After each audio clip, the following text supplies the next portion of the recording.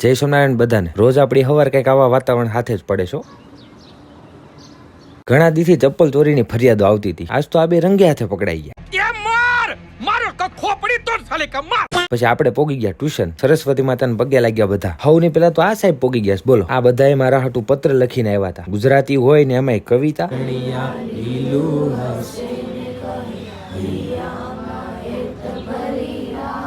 આ ક્યુ જાનવર છે ને કઈ સમજાતું નથી હો. આ ભાઈ હવારમાં ડખો થઈ ગયો લાગે. પછી ઉપડી ગયો ઓફિસ જવા. હવારમાં નોકરી કરવા આટલી બધી પબ્લિક સુરત આવે છે. બોલો, જય હનુમાન દાદા. વચ્ચે મંદિર આવતું હતું તો દર્શન કરી લીધા. ઘરે કઈ ખવાનું નહોતું તો નાસ્તો કરી લીધો. ઓફિસ પહોંચીને કર્યો પંચ. ભગવાનને લાગ્યો પગે અને બેહી ગયો કામ કરવા. પછી રોજની જેમ એક મીટિંગ હતી તો એ મીટિંગ એટેન્ડ કરી લીધી. અને આજ એક્ટિવિટી હતી. બધાને બહુ મજા પડી ગઈ. પણ આ સંગીતકારો પ્રેક્ટિસ કરે છે. અહીંયા ટેબલ ટેનિસ રમાય છે. આ બેન આજે અહીંયા કેમ કરીને બેઠા કે ખબર નથી પડતી. પછી ઉપડી ગયા ઘરે જવા. ઘરે આવીને હાથ પગ ધોયા અને બેહી ગયો ખાવા. ખાઈને પછી ઘડીક લંબાવી આપણે તો. ઉઠીને ઘડીક બેઠા અને પછી એક ફોન નું કવર આવ્યું હતું.